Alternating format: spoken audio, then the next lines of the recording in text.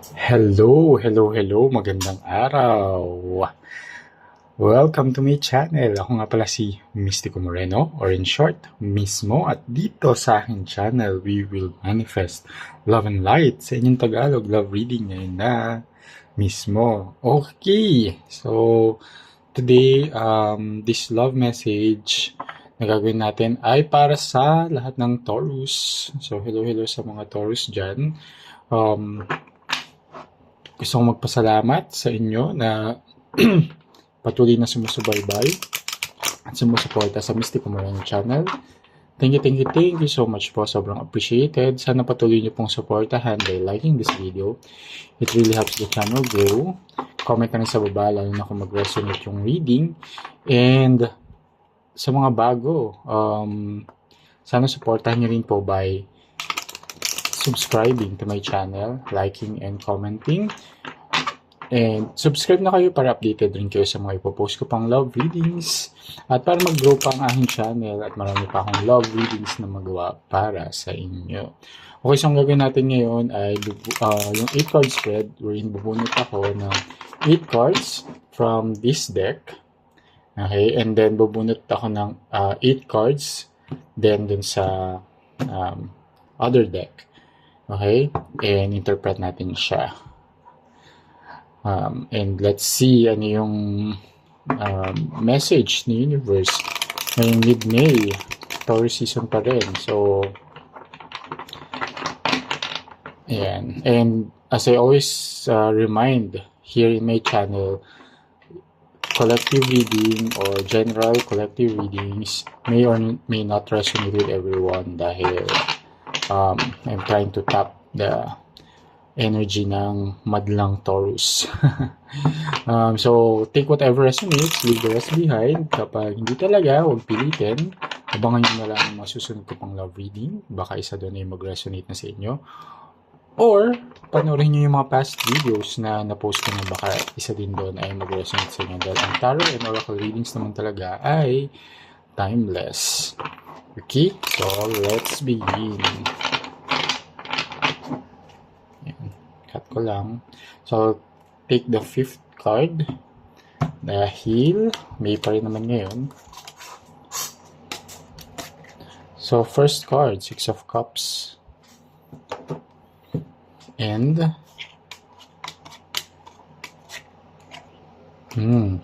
Queen of Swords. Okay.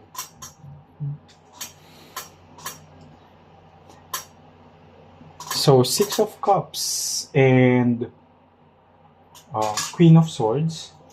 So, there's something nostalgic na nangyari sa relationship. And nakikita ko dito na itong person ninyo ay medyo, alam nyo, meron kayong shared history ba na binabalik-balikan nyo as a couple, okay? And alam nyo na yung connection between the two of you is something na, alam yun, you feel at home sa isa't isa. Kasi meron kayong mga, alam mo yun, di ba pag well connected ka sa person tapos alam nyo na may mga, alam nyo na, hindi naman laging pinagdaanan, pero may pinagsamahan pa kayo ng matagal na. And I can see here that this is a long-term relationship between you and your person. Alam mo yun, and even started as friends, kahit kung refresh pa lang or bago pa lang kayo sa committed relationship, matagal na kayong friends, or kung ano naman, in a relationship na kayo, matagal na kayong in a committed relationship, or even to the point na married na nga kayo at the moment. Tapos, Queen of Swords kasi, it has this, yung sense of stability. Tapos, fully devoted yung kayo sa isa't isa. Fully devoted kayo sa isa't isa. And yung mga pinagsamahan nyo at mga pinagdaanan na rin as a couple made your relationship even stronger. So kasi Queen of Swords kasi din, it's ito yung energy where yung si Queen of Swords kasi meron siyang energy na um, very honest, sincere, honest, and uses the information na meron siya to make things work. Okay, so kung sa relationship ninyo, yeah. So, ano yung mga information na yun? Yeah, since nakakabit siya kay Six of Cups, information from the past, mga experiences, challenges na nalampasan, mga memories, more on the good memories, and even the bad. Pero I wouldn't say much na talagang nakatulong yung bad. Nakatulong siya in a way na it helped the relationship grow kasi alam niyo na yung mga pagkakamali na ni-resolve niyo naman, and kaya kayo nagtagal kasi di ba nare-resolve niyo naman yung mga um, conflicts na meron kayo in the past. So it's a good start na yung energy between you and your person is something na patuloy kayong and nakikita ko dito constantly communicating kayo, full of honesty, full of integrity in a way. So, tingnan natin yung second card. Yeah, Nine of Cups. Nine of Cups with okay. Oh, Two of Coins. Alright. Oops. So, at the moment, yeah. Currently, merong desisyon na kailangang gawin with the and related siya sa nahuhulog siya. Ayan. So, may mga priorities kayong inaasikaso at the moment, and wini-weigh ninyo yun, yung priorities na yun. So, roles can be reversed. So, pwedeng sa'yo, pwedeng sa kanya. And, yung nakakabit to dun sa pagiging kontento ninyo sa kung ano meron kayo sa relasyon. So, if it's something tangible, so may mga options kayong wini-weigh paano ma-achieve yun. And if it's not non-tangible naman, like related sa emotion or sa connection, so meron ding need to fulfill it. Diba? May so kailangan yung balansehin yung mga bagay-bagay in your life. May kailangan kayong piliin, or kung hindi man piliin, mas i-prioritize for the fulfillment to materialize din. Para mangyari kung ano yung gusto nyo ma-fulfill. Yun. So, may mga, at the moment, meron kayong kailangan pagdesisyonan ng tama or i-prioritize ng maayos para maging maayos din yung gusto nyong ma-achieve sa relasyon. Tingnan natin ano pa to. Okay. So, Queen of Pentacles. Oh, and the Lovers. Okay, so gaya nga ng sinabi ko kanina, matagal na kayo. Pwedeng nagsimula kayo sa friendship and na-develop na siya. And as you continue to grow as a couple, ayun, mas lumalalim din yung pagmamahal yung dalawa, and mas nagdi-deepen din yung care ninyo sa isa't isa. With the Queen of Pentacles here, tapos nakakabit pa siya kay the Lovers. So it just says here na yung nurturing energy ni Queen of Pentacles is na kikita yon sa kung paano nyo na-express yung love sa isa't isa. So, may mga iba't ibang love languages, di ba? Pero, regardless kung ano love languages nyo, whatever you receive and whatever you give, just shows how you care and yung talagang in-express nyo pareho. Nakikita ko dito, very, ano siya, kitang, yung hindi siya yung sinasabi lang, kundi nararamdaman siya. And nakikita siya ng bawat isa na nag-e-effort din siya expressing that kind of care na meron kayo sa isa't isa. So, it's a good thing. You might be dealing with a Gemini with the Lovers card showing up here. Okay, fourth card. Ayan, Two of Pentacles na naman. It's just at the same with the Two of Coins. So, may decision talaga kayong kailangan gawin. Okay, Ten of Cups. And this decision din, di ba kanina, decision on the fulfillment. Yan, lumabas na. Parang sinagot na dito. Ano ba yung gusto nyo ma-fulfill?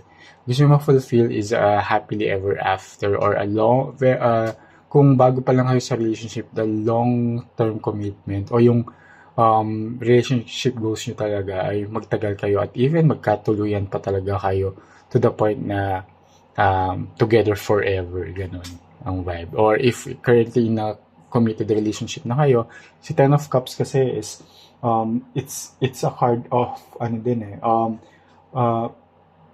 stability in the relationship, and it's a card of love. Para siyang the Lover's card, pero sinasabi pa dito with the Ten of Cups is it's living happily ever after. Alam niyo yun, kung baga sa fairy tale, nandun na kayo sa ending. Yun yung end goal nyo. Na umabot kayo dun sa ending na happily ever after ang inyong love story. Ayan. So, and again, bumabalik tayo dito since lumabas ulit yung Two of Pentacles, which is Two of Coins. Yun yung kaninang sinasabi natin or nakita natin na energy dito na gusto nyo ma-fulfill. And that fulfillment is parang may sense of fulfillment kayo sa relationship pag na-achieve nyo na tong energy ni Ten of Cups, which is a card of living together and living happily ever after. Diba? Fairy tale lang. Okay. Ooh. So, lumabas with the Fool. There will be a new beginning between the two of you. Okay. Oh, nice. So, there's a new beginning. And this new beginning is about the... Kasi, Ace of Wands is also a card of new beginning. And tapos the Fool card is a card of new beginning din. Pero more on ano din, may new beginning na matagal nyo nang minamanifest din. So, I think nakikita ko dito there will be a next level in the relationship. Lalo na ang end goal ninyo nga is a love story that will end happily ever after. So, hindi naman kayo din basta-basta magja-jump to that level. Kung wari, level 10 yung ina-achieve nyo, diba? So, you have to kuwari at nasa level 5 pa lang kayo ng relationship. So, kailangan nyo muna dumaan ng level 6, level 7, level 8, level 9 bago nyo ma-reach yung level 10 or the 10 of Cups. So, yung level 10 na yan, yun yung goal nyo. But at the moment, nasa ganitong level kayo, pero magkakaroon nyo ng shift to a new beginning. Okay? And that new beginning is again related to love. As shown with the Ace of Wands, there will be so much passion. Alam mo yun yung ma-reignite din yung mga desires and affection ninyo sa isa't isa na maglilid pa siya to more growth sa relationship. Diba?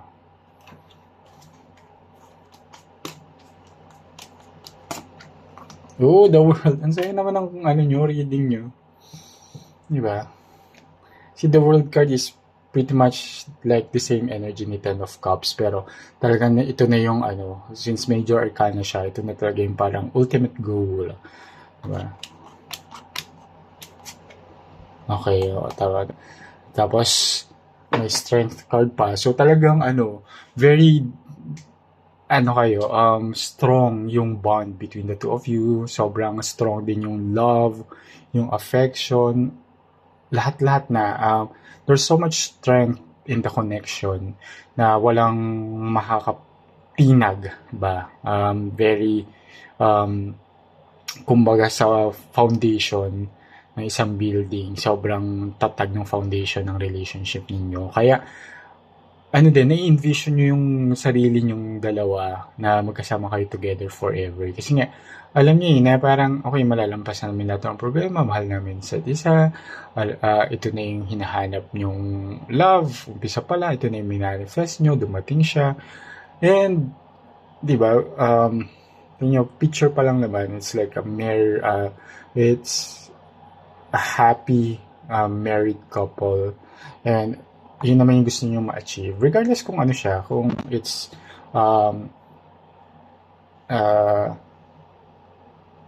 heterosexual, homosexual, or any other kind of relationship, nandun na yung foundation nyo and yung end goal nyo to be together, di ba?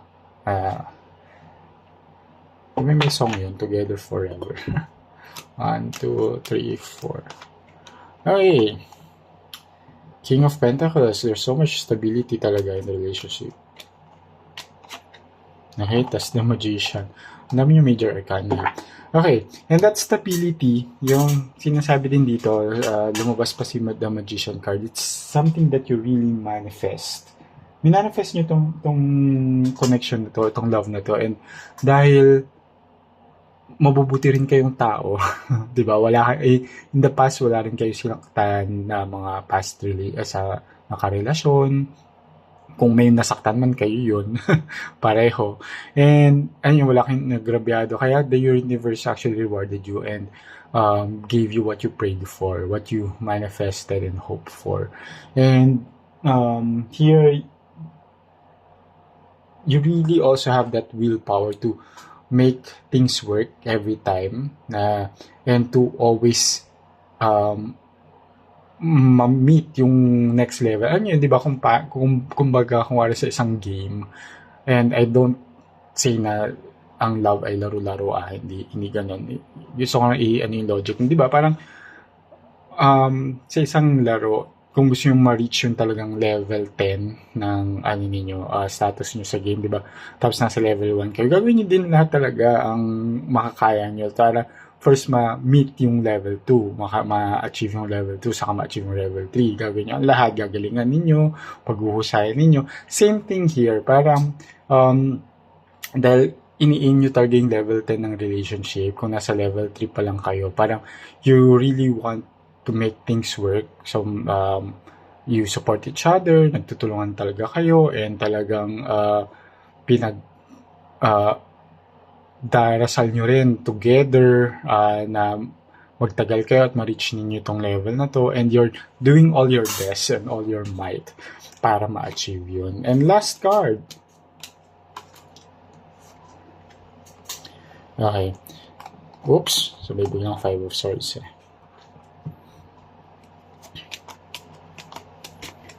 Okay, and 8 of Wands.